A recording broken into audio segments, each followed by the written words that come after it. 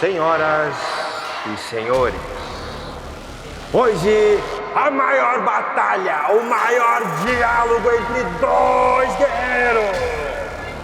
Do meu lado esquerdo, o nosso host, ele que luta há muitos anos, Thiago Noca.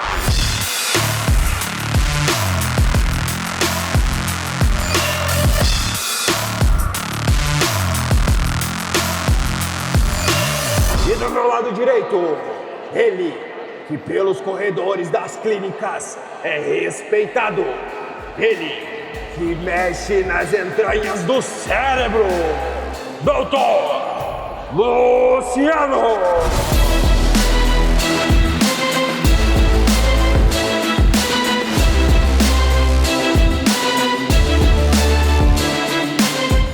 Nessa batalha de hoje, não será sobre punhos ou força, mas sim sobre ideias e raciocínio. Acompanhe hoje esse belo primeiro debate no Ringue.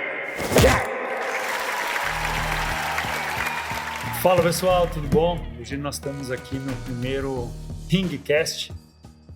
Estou recebendo o Doutor.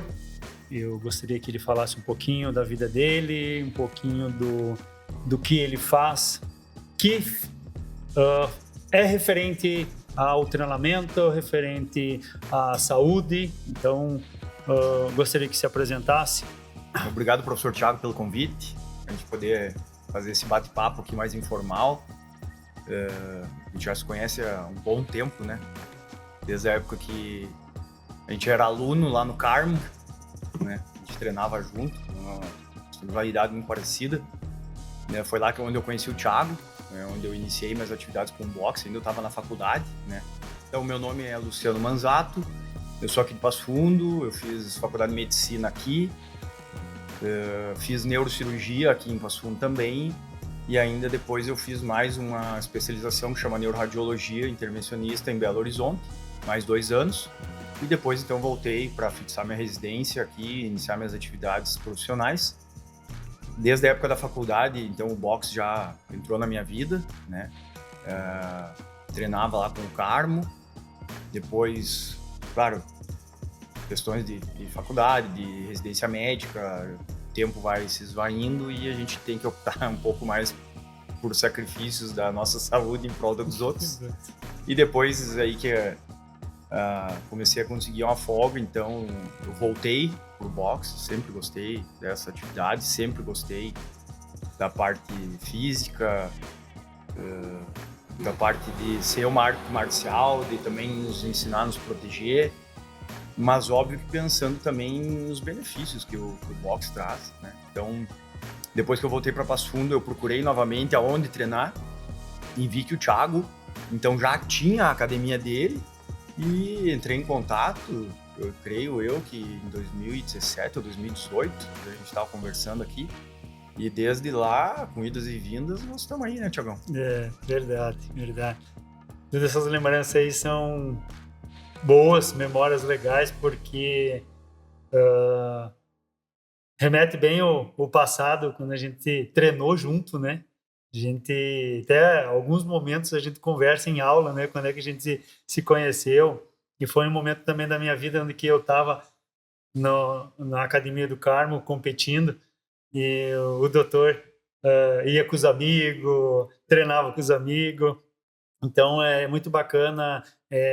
Claro, é uma cidade pequena, né? E dá para ver que a cidade pequena faz com que a gente se aproxime sempre das pessoas. Então é bem gratificante e fazer um entretenimento assim com medicina e saúde é muito importante. Uma coisa bacana, não sei se vão querer botar depois, o que sempre me lembra do Thiago, tinha vários alunos, né, e a gente ia em tropa mesmo treinar, nós éramos 3, 4, 5 às vezes, e o que me lembra do Thiago é que ele estava treinando para realmente competir, e o Carmo botava ele no ringue, e a gente ia revezando os rounds, e o Thiago não saía, o Thiago ficava. Era o Thiago contra eu, depois o Thiago contra o outro, depois o Thiago contra o outro, depois o Thiago contra não sei mais quem, daí eu voltava e o Thiago ali, fazia 10, 15 rounds, e a gente se matava suando e o Thiaguinho ali em cima. Então ficou na minha cabeça, meu Deus, esse cara não cansa. E aí que eu gravei o Thiago na minha cabeça. Quando eu voltei que eu vi que ele tinha academia. E eu lembro muito bem desses momentos, porque quando eu ia treinar era bem o período da tarde, né? Era o período da tarde que vocês iam em grupo e eu treinava também 2, 3 vezes na semana e era uma rotina assim, todo tempo. Então, nível de competição, tu não tinha que escolher o adversário e o Carmo também, como tinha alunos, ele fazia esse jogo dos alunos entrarem junto com os que estão competindo, os que estavam treinando para a competição. Então era bem interessante também, dava um desafio para a gente também melhorar cada vez mais, né, para subir no ringue, mas é bem legal essas lembranças. Bom, hoje eu vou perguntar então para o doutor por que da neurocirurgia, qual foi o interesse desta área. Então, para a gente saber o motivo e o seu interesse do trabalho hoje, o que ele faz. Na medicina, a gente tem que falar muito em vocação, né? Tem que ter muita vocação para você escolher uma área, assim como qualquer outra área, assim como você tem vocação para ser professor, para ter treinado boxe. Muitas coisas, eu acho que em situações na nossa vida, as coisas que se apresentam para a gente, né? A medicina sempre eu quis, eu me lembro desde sempre, assim, até hoje, assim, se eu não fosse médico, eu acho que eu não ia saber fazer mais nada. Desde que criança, eu dizia, meu pai é médico, eu sempre disse que eu queria ser médico. Eu tenho mais outros 2 irmãos que não foram para medicina, então eu fui o único. Eu sempre dizia, eu quero medicina, quero medicina, quero medicina. E aí eu fui, foquei, passei, e aí dentro da medicina, então as áreas elas vão se apresentando e a gente começa a gostar de muita coisa. Então, se desse para fazer tudo, eu acho que todo médico ia querer ser o generalista que faz tudo ainda, né? Só que você tem que ir escolhendo as áreas. Então, a gente começa na verdade, ver o que você não gosta, o que tu não gostaria de fazer a tua vida inteira. Então, primeira coisa, a gente vai decidir se você quer ser clínico ou quer ser cirurgião. Então, bom, você tem áreas na clínica e tem áreas na cirurgia. Então, clínico eu já decidi que não era muito meu perfil. Então, isso que eu digo, as coisas se apresentam para o perfil que também você tem, né? Então, sou um cara um pouco mais agitado, gosto de resolução mais rápida das coisas, não tenho muita paciência. Então, dentro das áreas cirúrgicas, então a gente vai experimentando isso dentro da faculdade. Então eu fiz estágio na neuro, fiz estágio em outras áreas, fiz estágio na cirurgia cardiotorácica e o que acaba mais, a gente acaba mais gostando, que realmente me apaixonei, até por você estar lidando com o cérebro. A primeira vez que eu entrei no bloco cirúrgico e eu vi o cérebro aberto lá, exposto, assim, isso dá um sentimento de grandiosidade tão grande que daquele dia eu pensei, não tenho como fazer outra coisa, tem que ser isso, né? Eu não vou estar satisfeito se eu não lidar com isso minha vida inteira. Então aquele dia realmente que eu estava no 3º ano, acho 3º ou 4º ano, eu falei, não, é neurocirurgia e é para cá que eu vou, né? E aí a gente vai indo atrás das coisas, né? Mas e nessa forma que você via, influenciava um pouco o pai? Para ir para medicina, sim. Para medicina, sim. Mas para a área que eu escolhi é totalmente oposta. Meu pai faz uma área que é reumatologia, que é uma área totalmente clínica. É uma área que lida muito com doença que não tem cura.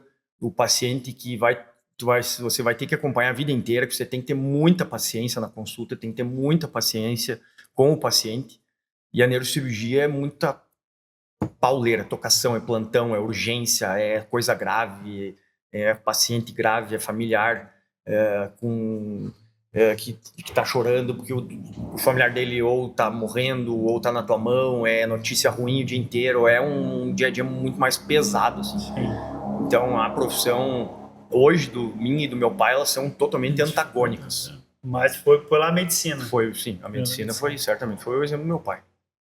E doutor, hoje, o que o senhor tem de atendimento? O senhor tem uma clínica, e fala um pouquinho mais para nós aí como que funciona. Então, eu faço parte de uma equipe que são em 10, cada um tem seus plantões, cada um tem seus pacientes, né? Mas a área que eu mais me dedico basicamente hoje é para essa segunda especialidade que eu fiz, que é a parte da neuroradiologia, que cuida das doenças vasculares. Então, fora os plantões, que chegam os traumatismos, as coisas mais graves, eu cuido mais de aneurismas, malformações, AVC, estreitamento de carótida, né, que são, fazem parte todo aí do portfólio aí da vascular. E aí entra bastante a questão do boxe também, né? Porque as doenças neurovasculares, cardiovasculares, tudo faz parte. O esporte você sempre escuta em tudo que é lugar que você vai, né? Sim. Tem que fazer atividade física, tem que se cuidar, tem que comer bem. Então isso para qualquer doença, mais ainda para as doenças cardio e neurovasculares, porque os fatores de risco são os mesmos, né? Então a gente estava comentando offline ali, que muito médico sugere para os pacientes fazer isso e não faz o próprio médico, né? Então isso é uma coisa que eu achei muito legal participar do podcast e mostrar assim, olha, eu digo que tem que fazer atividade física, que tem que se cuidar, tem que fazer dieta e eu estou aqui fazendo isso. Então não é só faço o que eu faço, faço o que eu digo, não faço o que eu faço. Faço o que eu digo porque eu também faço o que eu digo. E é verdade, é um fator muito importante, principalmente a gente que atende o público, que busca saúde, qualidade de vida. Eles vêm no balcão, ou eles vêm através do professor, e às vezes eles vêm sem indicação. Eu quero começar, ou eu estou com vontade de fazer exercício. E às vezes não buscam um certo acompanhamento, um controle, um cuidado, porque querendo ou não, essas duas áreas elas sempre andam junto, né? Então, eu tenho uma dificuldade grande de hoje o aluno chegar e dizer assim, meu médico me recomendou fazer uma atividade física. E é uma coisa que eu percebo também que vem isso sendo relutante o tempo inteiro, tanto da parte médica quanto da parte do educador físico, que ele só procura, às vezes eles preferem procurar alguma coisa na rede social, achar interessante e aí vem a procura de querer fazer atividade física. Não é uma coisa assim que eles procuram para melhorar a qualidade de vida deles. Então é bem isso, legal. Esse Ringcast aqui que ele mostra o que a gente faz e o que pode ser feito também, né, doutor? A gente sempre comenta, né, Thiago? E outra coisa que eu acho interessante, aproveitar que a gente está aqui, que vai ter bastante gente olhando, é desmistificar essa questão de que, até achei legal que a gente está dentro do box, para desmistificar essa questão que você vai entrar na aula de boxe e todo mundo, né, pergunta se vai entrar no ringue e vai brigar, vai lutar, porque tem medo de se machucar, tomar um soco. Hoje em dia a gente sabe que não é assim, né? É tudo assim. Controlado, o aluno ele vai fazer toda uma preparação, quer entrar no ringue, me perguntam até hoje. Eu vou fazer 45 anos, mas sobe no ringue ainda? Eu falei, subo, mas obviamente não é lutar, não é brigar, é para treinar. Então isso é importante desmistificar, né, Thiago? A gente não entra no ringue com as luvas para se machucar. É para treinar, para aprender a técnica, né? A gente tem, até eu vejo muito o público lá fora, um preconceito da luta. E claro que ela, dentro daquela telinha de televisão que as pessoas assistem a luta, é uma luta onde cada um está querendo adquirir seu espaço. Mas atrás disso tem um treinamento. E esse treinamento é o que a gente traz hoje para os alunos. Até eu tive um exemplo, foi essa semana passada. A pessoa me encontrou, conversamos, e aí nós conversando, ele disse, gostaria de ir lá na tua academia. Eu disse, mas por que tu não vai? E ele disse, eu tenho miopia. Eu pensei comigo, mas não vai te atrapalhar em nada. Não, mas eu não posso tomar um soco no meu olho. Mas você não vai tomar um soco no olho. Aí eu comecei a fazer toda aquela conversa de explicar para ele que o treinamento não é baseado na luta, que o treinamento tu não vai subir no ringue. Aí quando deu toda a conversa, aí que ele entendeu, aí sim ele disse, não, então eu vou te procurar, porque eu preciso para a qualidade de vida, eu preciso da minha saúde, meu pai veio a falecer por tal motivo, minha mãe faleceu por tal motivo de doença, eu também tenho pretensão. Então olha aí, tu tem tudo isso que tu pode usar como uma atividade física e não como uma luta. Então as pessoas têm isso mesmo lá fora, e de ver que eu vou lá no boxe, ou eu vou fazer boxe e vou me machucar. Eu vou fazer boxe e eu vou pagar para apanhar. Eu vou fazer boxe, eu vou machucar meu rosto, ficar com o olho roxo. E não é, exatamente o oposto, que é uma coisa que nós, da academia de artes marciais, relutamos muito por isso, porque as pessoas vê de uma forma e acontece outra. Mas esse é o Ringcast veio para isso até, doutor, para mostrar que tem coisas que a gente não consegue transmitir o que tem aqui dentro lá fora. Então a gente quer mostrar que não é o que eles pensam, não é o que acontece exatamente dentro daquela telinha de luta, é o que está acontecendo dentro da academia. Só claro, procurem sempre também, importante, procurar um profissional qualificado, um profissional que tenha competência, não é qualquer um também. Porque existe o pagar para apanhar, né? Que existe o pagar para apanhar, é o que a gente chama o professor de garagem, que monta lá na garagem dele, lá ele começa a fazer o treinamento, e aí acaba machucando o aluno, e aí ele associa o quê? Todas as academias de luta são ruins. E é bem isso que acontece. Então é muito importante a gente passar essa informação para eles e mostrar que não é a nocaute, a saúde, a qualidade de vida é diferente. Então vamos lá, pessoal, vamos lá tirar nossas dúvidas, questões, pessoas que têm medo, né, de conhecer a Academia Nocaute Box ou conhecer o boxe em si. Doutor, como você já é praticante, o que tu pode nos dizer sobre o que você faz nos treinamentos? A questão, assim, várias pessoas, amigos, colegas, inclusive que acabaram entrando aqui, perguntam até hoje, assim, qual é a chance de eu me machucar, como é que eu faço boxe, né? Se eu não posso tomar um soco na cara, eu realmente não posso, eu não tomo, né? Por quê? Porque a gente vem aqui para treinar. Então, assim, eu sou médico, eu vou no hospital, eu atendo, passei no consultório, eu não posso nem chegar de olho roxo. Sim. Não é nem lesão fazer lesão cerebral por socos repetitivos, né? Então, eu e o Thiago, a gente não usa nem capacete nas lutas, né? Porque tanto de um lado quanto do outro, a gente sabe que não está ali para se machucar, né? O Thiago tem muito mais controle do que eu, da movimentação, dos socos, ele sabe a força. Eu comento com ele, assim, o aluno às vezes não sabe, né, Thiago? Sim. Então, acho que o mais arriscado aqui de apanhar é o Thiago, porque o aluno, a gente não sabe medir a velocidade e a força com que a gente vai dar um soco no outro, né? Então, o que aconteceu, acho que entre a gente tanto tempo fazendo lutas e sparring, foi eu te dar um soco mais forte que não devia do que eu ter levado. Então, assim, eu não tenho medo nenhum, não tenho receio nenhum, venho treinar tranquilamente, a gente faz, acho que uma por mês, pelo menos, Sim. né? E quando eu erro a intensidade, o Thiago diz calma, tá vindo muito forte, e é uma coisa que o aluno às vezes não sabe pesar. Para isso que o professor tá aqui, para isso que o Thiago tá aqui, por isso que tem que estar do lado, não é subir no ringue sem saber, por isso que entra aquela questão do treinamento anterior. Sim. Né? Sim. E é verdade, e entra bem a sua área, é um controle mental, porque às vezes tu não faz a ligação da tua força com o que está acontecendo. E realmente o boxe exige muito isso, controle, para você saber, às vezes, aumentar a intensidade, diminuir a intensidade.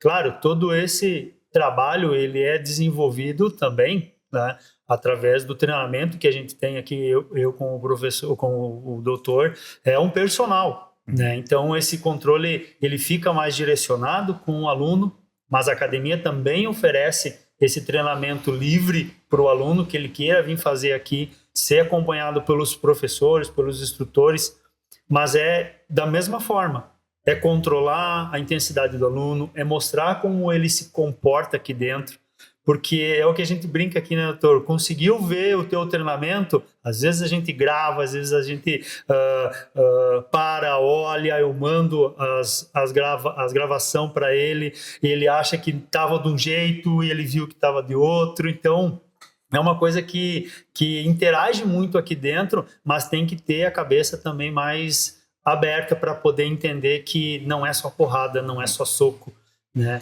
Então é uma coisa bem intrigante também, porque o meu trabalho de conduzir o aluno a aprender a ter o autocontrole é difícil, é difícil. Então, puxando brasa pro meu assado aí, então, assim, já entra no assunto duas coisas importantes, né, dos benefícios, então, do boxe, né? O benefício cardiovascular, que isso todo mundo sabe, né? É uma atividade de alto rendimento, que a gente diz, Sim. né? Cansa demais. Bom, eu saio daqui e eu perco 500 ml, 1 litro de água por treino, né?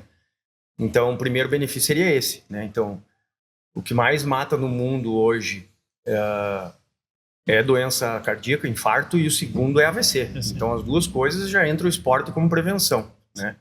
E o segundo é esse controle, né, Thiago, de emocional, mas também de coordenação motora, né? Eu comecei a fazer aula particular com o Thiago fazem 3 anos, né? Antes eu treinava aqui, já fazia muito tempo, mas eu treinava, a gente fica mais avulso, né? Mais avulso, mais no saco. E no saco a gente desce a mão, não tem controle, você quer tirar aquele saco que está pendurado do teto. E isso eu percebi que o meu crescimento nas aulas particulares foi muito rápido para essa questão do controle emocional dentro do ringue, o posicionamento dentro do ringue, o controle, o jogo de perna, mas muito também dessa parte de coordenação motora, de saber até onde teu soco vai chegar, a velocidade que ele vai chegar ali, se o oponente está mais perto, tu não vai dar aquele soco que tu deu tão forte como se ele estivesse mais longe, como se fosse no saco. Então já entram coisas que o boxe trouxe para mim também, né, de benefício. Então por isso que eu continuo fazendo, porque é um vício essa desgraça, o cara não consegue parar de fazer, né? A gente fica ali às vezes 2, 3 meses sem vir. Aquele ano que eu parei porque meu filho nasceu, e aquilo lá fica sentindo falta. Fala, Thiago, eu tenho que voltar, Thiago, eu tô precisando. E é bem isso, doutor, porque assim, o autocontrole aqui em cima, ele requer muito essa ligação, né? Tu saber se movimentar, tu saber atacar, tu saber se defender. Então, tudo isso te exige que você tenha equilíbrio, né? Força, resistência, agilidade, coordenação motora, que muitas pessoas não acham que o boxe é só dar um soco. É só dar soco. Mas o só dar soco, quando você ele começa a perceber que tem algo mais atrás disso, que o soco não é um soco só que tu vai derrubar. Quando tu começa a acompanhar também, às vezes, luta, eu vejo muitos alunos meus, quando eles começam a perceber como é que é a frequência das aulas, eles começam a assistir as lutas, começam a procurar os lutadores da época ou os lutadores que estão na atualidade para saber como é que é o jeito de jogar. Então é bem interessante e une um ao outro, né? O treinamento físico e mental o tempo inteiro. E esse termo é legal, que a gente não usa, os leigos, né? Mas vocês da área é jogar. Jogar. Né? É o jogo. Pra gente, não é a luta, não é o jogo do cara. Como o jogo do cara, estão ali para se soquear até um cair. Não, tem o jogo, tem a tática, tem, né? Aí, realmente, a gente começa a assistir as lutas e aí começa a perceber, né? Teve aquela luta que tu falou, Luciano, tu tá baixando a guarda e tu não tá olhando, tu tem que olhar, senão tu não vai entender. E aí eu te falei, que eu levantei o rosto e falei, pô, parece aquela cena de filme, realmente, eu vi o braço que tu baixou, eu vi, é ali que eu tenho que bater, eu vi o túnel, então parecia um filme, né? Tem que olhar, se não olhar tu não vai saber onde é que tu tem que ir, então faz parte da tática do jogo. Do jogo, é bem isso mesmo. É que é um palavreado para nós de jogo, é uma coisa de ser estratégico. A luta, ela é estratégica. Toda arte marcial, ela é estratégica. Puxo mais pro meu assado porque o boxe, ele é isso também, ele é uma estratégia. Mas e se o maior bater no menor? Pode acontecer, mas às vezes acontece também do menor bater no maior. Porque se o menor for mais técnico, mais resistente, ele pode ganhar também, porque a luta ela não é só baseada no nocaute, ela também tem a pontuação. E se os dois adversários, um chegou na pontuação máxima, ele é vitorioso. Então, isso que as pessoas às vezes não compreendem, porque querem assistir um exemplo clássico, é o Mike Tyson. Olhar o Mike Tyson E quem conhece o Mike Tyson saber que ele vai derrubar no primeiro assalto. E acabou. Acabou, volta a dormir de novo, que já é 3 da manhã. Então, é o que a gente ficava para assistir. Mas a luta já não é tudo isso. No treinamento, precisa também ter resistência, precisa ter força, precisa ter agilidade, precisa ter motivação, né? Precisa a pessoa saber entender. Voltando o gancho, eu treinava antes, mas quando voltei a fazer o treinamento mais individualizado, fez com que eu sempre me motivasse mais. Claro, tem uma motivação. Tô cansado, Thiago. Até brincamos antes ali, ainda bem que as gravações não foram quinta-feira passada, porque o doutor, nos 2 socos, já estavam destruído. Então, são coisas assim que a gente vai percebendo. A evolução também do treinamento, a qualidade de vida, a saúde. Conversando também com outros sobre isso, quanto é importante a atividade física para poder dormir bem, para poder trabalhar bem, para poder... Então, não é só um e não é nem o outro, é os dois que tem que estar junto. E é isso que a gente quer trabalhar, mostrar para vocês que dá para desenvolver tudo isso. Então vamos lá, mais umas dúvidas, perguntas. Doutor, hoje, né, a medicina ela se desenvolve a cada passos largos, né? E queria saber um pouco para praticar ou para ter uma saúde para as pessoas que também têm algum problema, têm alguma saúde que é limitadora. A idade também conta bastante, também na atividade física ajuda. O que o senhor poderia falar um pouquinho para nós sobre isso?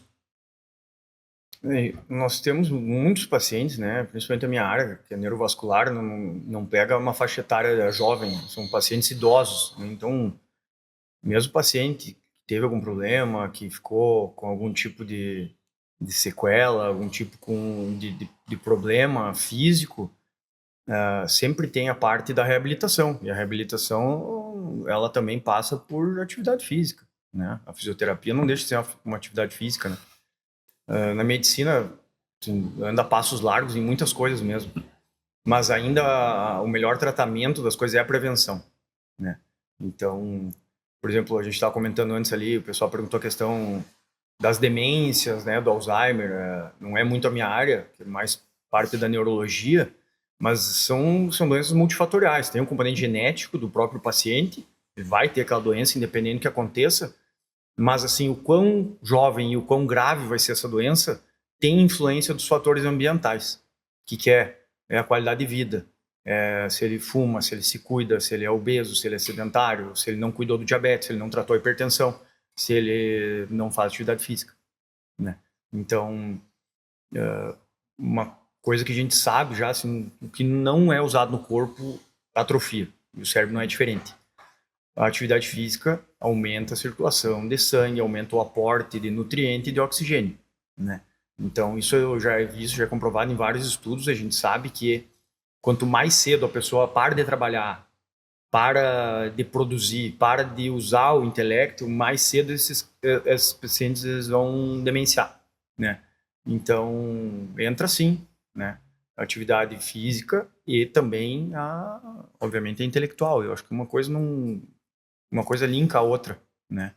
E no meu caso, particularmente, para eu funcionar bem intelectualmente, eu preciso eu digo, bota fora aqui, que a gente vem, né? Sim. Botar para fora, às vezes, frustrações, às vezes raiva, às vezes tudo que tá dentro da cabeça da gente, eu preciso botar para fora suando. Sim. Né? Tentei fazer academia um tempo, por exemplo, para mim não deu, né? Por quê? Porque eu chegava em casa e ainda aquela coisa tava aqui dentro, aqui no box eu consigo. Então, o físico, aeróbico, principalmente para mim particularmente, claro que acho que tem que juntar as coisas, aí é contigo, né? Sim. Mas pro intelecto, eu acho que isso funciona muito bem, né? Não só para mim, uma grande parcela, mas usando meu exemplo. Então, intelecto, psíquico e cardiovascular, vamos dizer assim, né? E para isso, eu acho que não tem idade, Thiago. Assim, tu deve ter. A minha mãe, por exemplo, esse é o exemplo que eu adoro dar. Minha mãe tem 73 anos. ela faz musculação e uma vez por semana ela faz Muay Thai. Muay Thai. 73 anos. Para tu ver só, bem esses exemplos que eu tenho aqui também dentro da academia, e as pessoas procuram também, claro, a academia ela é baseada também na arte marcial do boxe, mas também é um ecossistema de atividade física. Tem o boxe, tem o funcional, tem a musculação. Então, alguns, às vezes, a atividade vai corresponder ao que o paciente ou que o aluno gosta de fazer, né? E bem como você colocou, um trabalho mais aeróbico, o boxe, o funcional, que é mais intenso de energia, tu não para, é um circuito constante. Mas também tem aquele aluno que gosta também da musculação e vai ajudar também, de uma certa forma, para o corpo dele. Exemplo deu da mãe, né? Ganha a massa muscular, o que ela já não consegue mais tanto produzir, então ela consegue desenvolver isso dentro da atividade física, que é a musculação. Então, como a gente diz, o ecossistema da Academia Nocaute Boxe, ela é desenvolvida de boxe, funcional e musculação. Mas tudo isso também vai de acordo com o cliente, a gente passa as informações para ele, o que ele procura, porque tem vezes que às vezes o aluno gosta muito de querer fazer o boxe, mas ele tem uma certa dificuldade porque ou ele teve uma cirurgia, ou ele tem uma lesão, né, principalmente a parte superior. Então a gente começa a introduzir ele na parte de musculação para ganhar fortalecimento na musculatura, leva para o funcional para ele ter uma resistência, traz para o boxe e assim ele começa a complementar todas essas atividades. Então a idade também, eu perguntei, porque assim nós temos um limite de idade dentro da academia, mas é um limite de idade por um motivo que hoje a academia ela não oferece treinamento de boxe kids.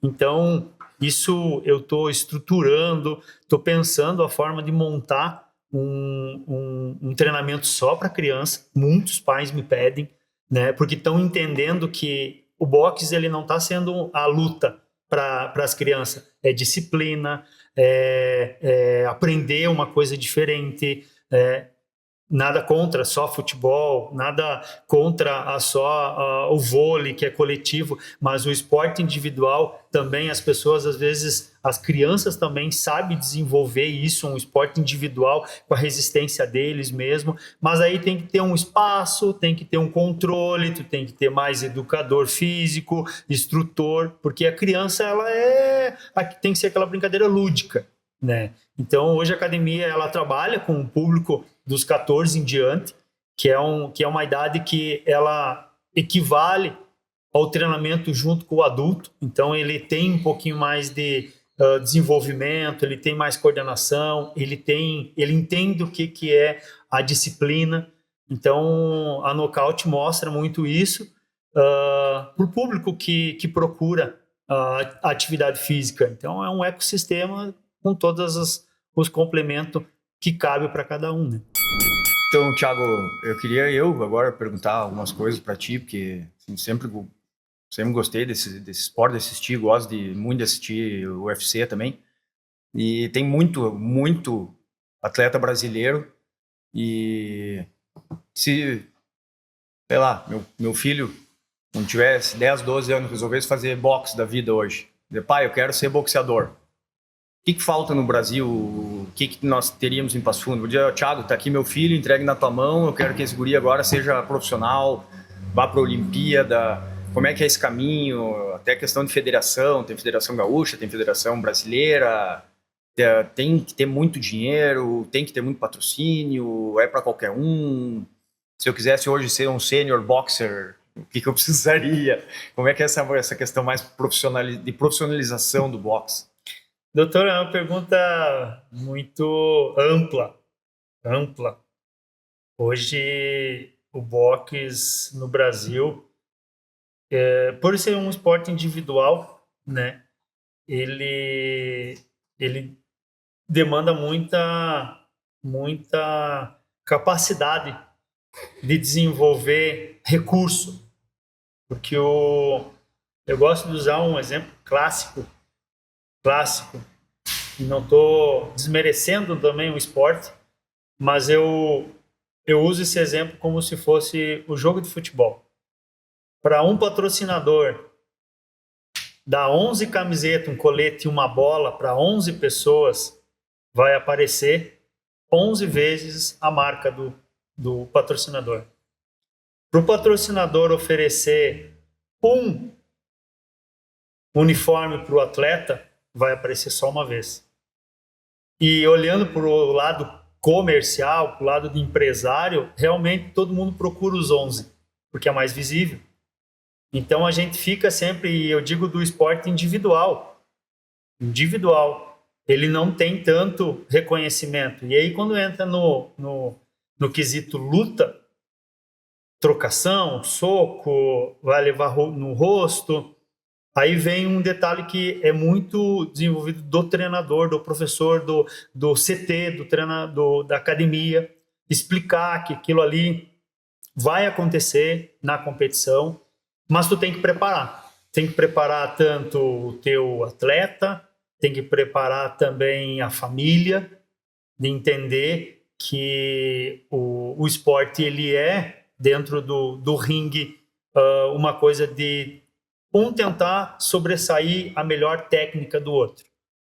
Então, hoje, para uma criança começar a treinar, vou botar agora mais regional, mais no cenário daqui de Passo Fundo, é mais difícil, porque é um lugar que é difícil de desenvolver esse trabalho, porque hoje, para trabalhar com criança, tu tem que ter espaço ideal para trabalhar com a criança, tu tem que ter uma vocação também para ensinar ela, para mostrar que aquele trabalho é lúdico. Os pais também têm que entender que ele vai trazer aqui, em nível de competição, em nível de treinamento, ele é baseado quase como um adulto. Ele vai ser uma brincadeira lúdica, que ele vai vir aqui, dar 2 pulos, uma batida no material e volta de novo a deitar.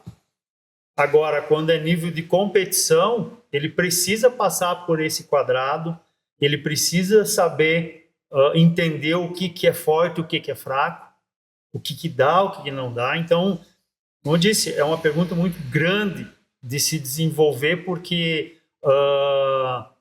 trabalhar da criança, do adolescente, chegar no adulto, demora muito tempo. E a gente não tem muito recurso, né? Nós aqui, municipal, estadual, não temos um recurso que teria um CT de treinamento de boxe na cidade. As pessoas acham que isso é uma coisa que não tem necessidade. Mas também puxando esse lado da saúde, qualidade de vida, e ensinando as crianças a sair não aprender coisas erradas, não usar coisas erradas. O esporte, o boxe, ele faz com que você aprenda a andar certo, a pensar certo, a fazer as coisas certas. E mais do assunto do sênior, tudo tem capacidade, tem condições. Claro que daí já não leva mais para um lado profissional, né? É um amadorismo que a gente chama, né? Hoje o boxe olímpico, ele é um amador, mas o nome é olímpico, então ele chega num nível que a gente tem aqui no estado. A gente tem o Campeonato Gaúcho, que é a Federação Gaúcha de Boxe. Dentro dessa Federação Gaúcha, você participa desses eventos que tem de luta anualmente, sendo você frequentador das lutas, porque como tem sequências anuais, mensais, tu tem que fazer o ranking, e aí ranqueado, o maior ponto de ranking, o maior ponto de vitória, ou até de derrota também ele conta, tu pode chegar numa final do gaúcho. Final do gaúcho, o que é o auge? Tu chegou no final, tu é campeão gaúcho.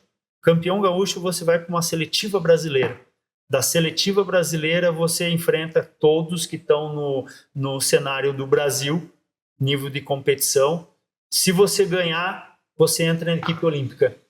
E aí o que a gente estava conversando esse tempo atrás, né, da equipe olímpica, que hoje eles são patrocinados pelo governo, né, e eles são remunerados.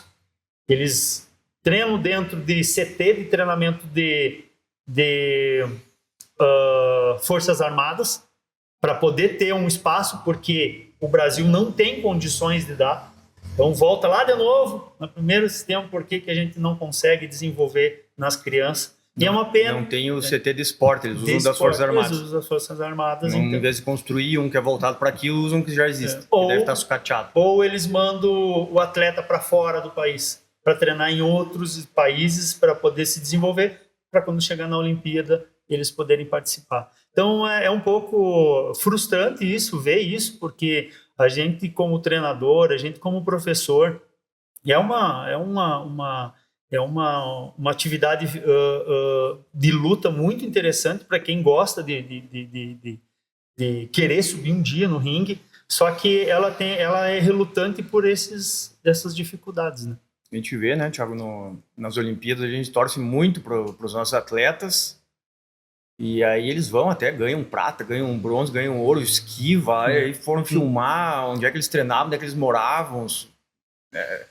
É triste ver a vida deles, então realmente é por amor, por amor ao boxe que eles fazem isso, né?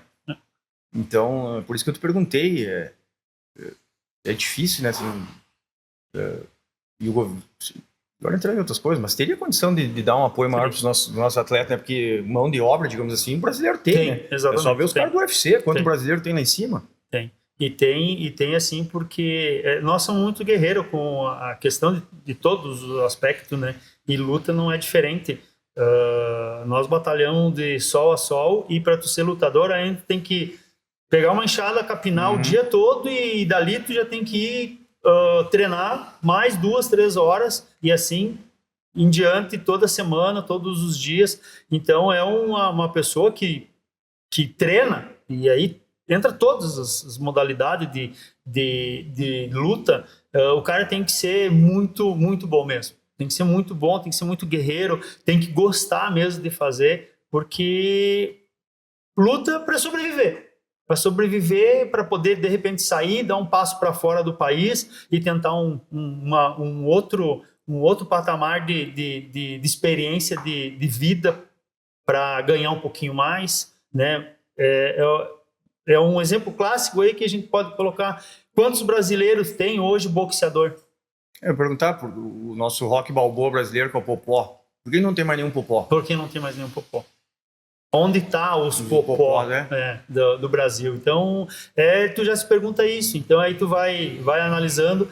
E hoje não é diferente. A Knockout Box também, ela trabalha com saúde, trabalha com qualidade de vida.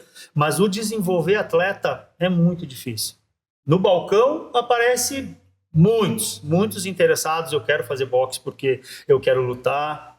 Tem lá seus tantos anos. Eu sempre encorajo, porque é uma coisa que, como ele não sabe, ele vai descobrir no passar do tempo como é que é o treinamento, como é que é o desenvolvimento, e aí depois ele escolhe se é sim ou se é não. Aí é um livre-arbítrio dele. Mas ele pode, todo mundo pode, desde que tenha vontade de treinar, desde que tenha tempo para treinar. É uma coisa que eu uso muito aqui na academia. Os alunos que pedem para competir, eu sou muito rigoroso quanto a isso, porque como também fui competidor, eu me exigi muito quanto a isso. Eu sempre pensava, se eu tenho luta daqui 30 dias, eu tenho que treinar 45 dias. E eu tenho que treinar mais forte do que o meu adversário. Mas conhece ele? Não conheço. Mas ele está treinando 2 turnos, eu estou treinando 3. Porque eu não sei o que eu vou enfrentar. E eu faço isso para os meus alunos aqui também, que quer competir. Basta da tua vontade. Se tu disser que você quer, você tem que vir. Eu não posso buscar você em casa. Mas você sabe que é você que vai subir, é você que vai determinar todo o teu treinamento aqui em cima. E se você conseguir, parabéns, vitória, ou às vezes até a derrota, mas uma derrota que seja leal, que você percebeu que você tinha chance de ganhar. Mas não boto ninguém para perder, porque não é o meu feitio de querer se promover em cima de alguém, porque a luta eu botando lutar vai adiantar alguma coisa. Então, mas é mais ou menos isso que acontece no Brasil sobre a procura da luta no ringue, né? Então, doutor, voltando um pouquinho na nossa conversa off, puder passar uma coisa mais superficial da tua pesquisa. Eu acho que dá para linkar com aquela questão que eu te perguntei, né, se a gente teria um atleta aqui que poderia ir para as Olimpíadas, poderia ser campeão mundial, né? A medicina que a gente desenvolve no Brasil, ela é muito forte, né, diferente do esporte. A parte essa da neuroradiologia, o Brasil ele é muito avançado. A gente faz coisa que a Europa faz, Estados Unidos, né, os materiais são os mesmos. Então, uma coisa que realmente teve origem aqui em Passo Fundo, o primeiro foi esse nosso trabalho, foi o primeiro estudo da história, nunca foi publicado um estudo para avaliar uma técnica essa que já existe para outras coisas, né? Já é usada para fazer outros tratamentos, mas nós, pela primeira vez na história, nós usamos essa técnica para tentar tratar paciente com enxaqueca crônica, os pacientes que já fizeram de tudo, já tomaram todos os remédios, já fizeram todas as alternativas, não sobrava mais nada. Então a gente pegou um subgrupo desses pacientes e fez esse procedimento para avaliar se eles iam melhorar.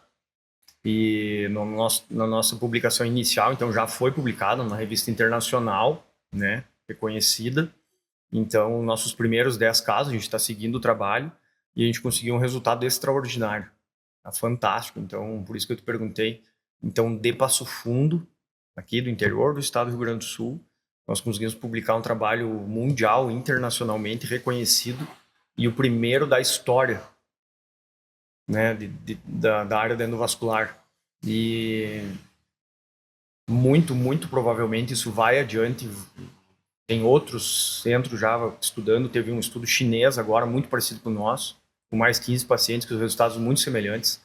Então, acho que foi o primeiro passo que a gente deu em Passo Fundo, né, no interior do Brasil, em direção, talvez, a um tratamento para esses pacientes que não tinham até então nada mais para fazer na vida, a não ser sofrer. Sim. Né? Então, foi o nosso, acho que a gente deu o primeiro passo, talvez, para o nosso campeão olímpico aí, que vem lá do interior do Rio Grande do Sul, lá de Passo Fundo. E a minha pergunta para o doutor, esse tratamento, ele é só aqui ou ele atende o Brasil? Não, isso já é feito no mundo inteiro, no Brasil inteiro. Os materiais não são extraordinariamente caros, nos maiores centros tem, pelo SUS, inclusive, né? Essa segunda fase, entraram outros centros no nosso trabalho. Tem 2 centros do Rio de Janeiro, Florianópolis, Caxias, a USP em São Paulo agora também vai aderir. E eles não precisam vir até aqui. Não, cada colega faz no seu lugar, com a mesma técnica, né? Nós vamos publicar, eles entram também como coautores, né? Mas isso, todas as pessoas que fazem essa formação são aptos a fazer essa técnica. E hoje, o que está no nível, assim, dessa pesquisa?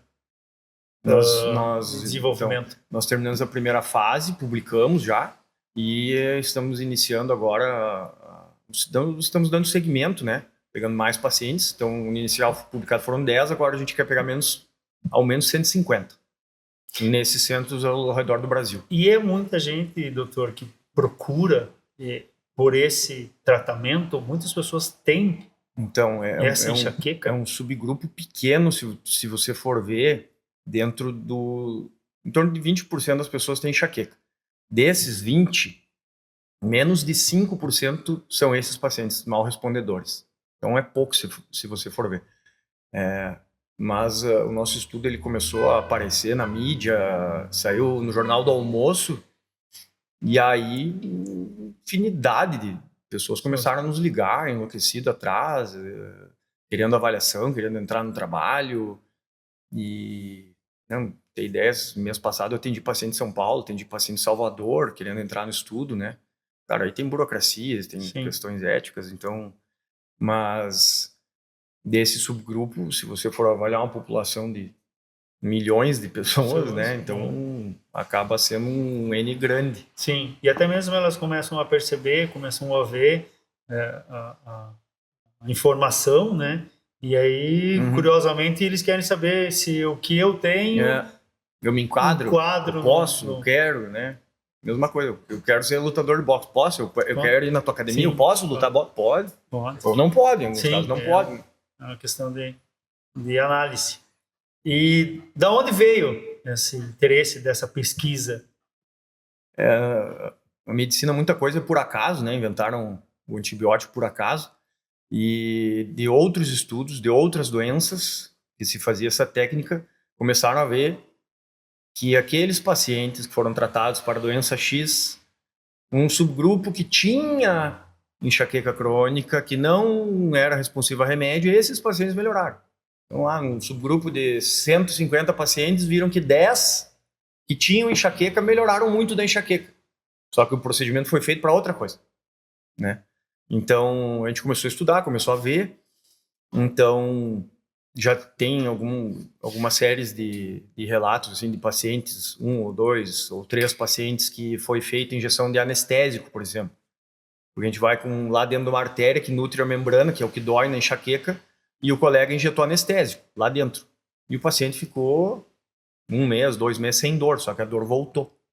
Então, a gente pegou tudo que tinha na literatura, revisou tudo que tinha, viu esses subgrupos de pacientes que melhoraram, viu esses pacientes que foi feito lidocaína.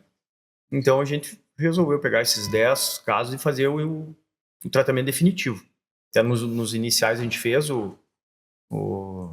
fez junto o anestésico e depois a gente entupiu a artéria, fecha ela definitivamente, para essa membrana não funcionar mais. Daí que veio. Então, estudando esses mini subgrupos de pacientes que foram tratados com essa mesma técnica para tratar outras doenças, outras coisas. Eu tinha uma outra pergunta também agora, o senhor comentou, de tratamento. Até foi conversado algum tempo atrás, nas nossas aulas, tinha um paciente que o senhor estava tratando de 15 ou 16 anos, que teve um problema, era bem novo. Eu lembro que tu comentou que tu estava fazendo um acompanhamento com ele e ele estava, como é que foi o desenrolar da conversa? Ele apareceu com uma dor de cabeça, não sabia o que era, e quando foi aparecer, ele tinha algum problema. Lembra dessa? Sim, acho que sim. Sim, eu te falei até, acho que nós estávamos conversando desse trabalho. Acho que não era tão novo, se é quem eu estou pensando, mas era um paciente super jovem. Ele teve um tipo de sangramento que vem no idoso, geralmente. Isso, aí tinha operado ele. Aí mesmo. Aí o sangramento voltou, operaram de novo ele. Aí o sangramento voltou pela terceira vez, daí que me foi encaminhado para fazer esse procedimento. Que a gente fecha essa artéria para inativar, digamos, secar essa membrana que é de onde fica essa babação de sangue. E foi nesses estudos que a gente viu o tratamento da enxaqueca. Então, nesse paciente foi exatamente o mesmo procedimento, só que não foi para tratar a enxaqueca, foi para tratar esse tipo de hematoma. Chama hematoma subdural crônico. Vou fazer uma aspas aqui. Sim. Se não quiserem botar, depois não bota. Fazendo uma aspas aqui, é o que o Lula fez. Ele tinha esse sangramento, hematoma subdural crônico, aí ele operou e depois ele fez essa oclusão dessa artéria, que é exatamente o que a gente faz para tratar a enxaqueca. Vamos lá, finalizando aí o nosso Ringcast. Doutor, qual é os planos para o futuro da pesquisa? O doutor, qual que é o projeto? O projeto mais precoce aí que eu tenho esse ano é terminar o meu doutorado, que é linkado aí também vem a nossa experiência. O meu doutorado foi um estudo com esse mesmo procedimento para entupir essa artéria para tratamento do hematoma subdural crônico, né? Também foi o primeiro estudo do Brasil que usou um material que chama Histoacril, né? Que foi 2 braços, um teste e um controle. Então, um estudo nosso de Passo Fundo só também, já foi aprovado, já foi publicado.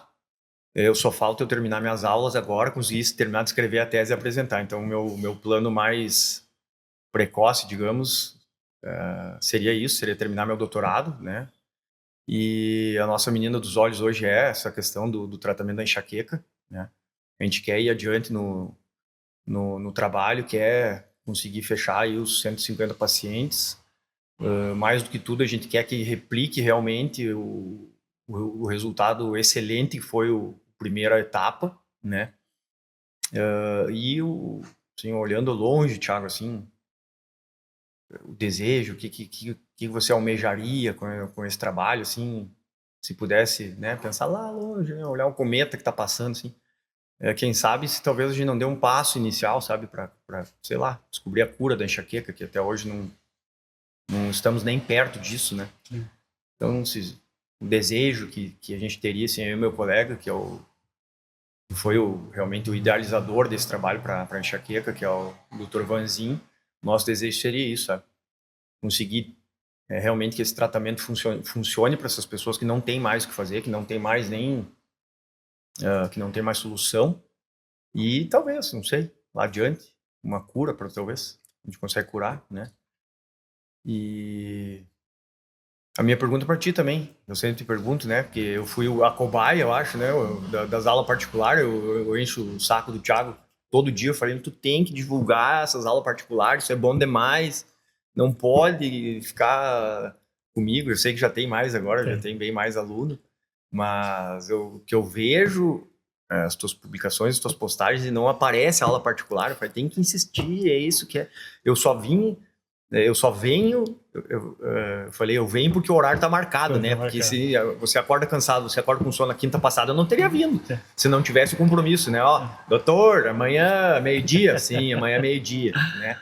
Então, e aí, Thiago, qual é o futuro da Nocaute? Bom, o futuro da Nocaute aí, nós estamos com um projeto para esse ano, trazendo seminário, trazendo lutas também para Nocaute, lutas internas. O Ringcast também foi um 2026 que a gente programou e graças a Deus tá dando tudo certo, tá ocorrendo da forma planejada. E eu também fico muito feliz em poder programar, poder atender, poder mostrar isso aqui que a academia a Nocaute Box, mostrar o meu trabalho que é desenvolvido aqui dentro, tanto com o box, tanto quanto a musculação e funcional. E o personal realmente foi o começo de tudo, aonde que eu ofereci, né? E eu e o doutor não tinha muito tempo também, porque já estava quase parando, desistindo, mas ao mesmo tempo não queria deixar, e a gente conseguiu encaixar o treinamento do personal. E sim, a academia tem hoje esse outro atrativo da Nocaute Box para poder oferecer para as pessoas que têm interesse em fazer um trabalho individual com o doutor. Às vezes é tempo, não é por não ter vontade, mas é tempo. E o personal, ele te oferece isso, personal box, que a gente tem, onde que a gente trabalha em cima do teu objetivo, trabalha em cima da tua resistência e o que você procura para o treinamento. Então, quer dizer que estou muito grato, muito feliz por tudo isso. Em 2026 que seja tão melhor quanto 2025. E cada vez mais tenho só a agradecer toda a equipe aí, obrigado pelo carinho, obrigado pelo convite, foi muito legal, uma coisa que a gente vinha já conversando em off sobre fazer esse tipo de conteúdo, e até mesmo a gente tinha conversado, quando eu entrei em contato contigo, nós estávamos conversando com os guri, fala com o doutor, vê se ele vai querer, primeira coisa, um áudio imenso que parecia que se pudesse amanhã, ia sair amanhã, porque encaixou bem certinho o que a gente queria fazer e aconteceu.